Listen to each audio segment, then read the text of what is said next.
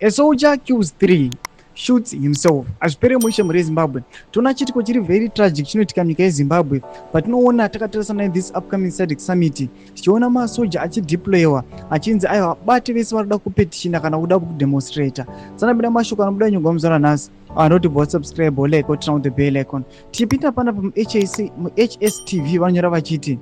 A soldier shot dead 3 people in Mount Darwin before shooting himself dead last night, police have said. Mashonaland Central Police spokesperson Inspector Milton Mundembe confirmed the incident but said the details were still sketchy. Our officers are on the scene. 4 people are dead, including the suspected shooter, he said.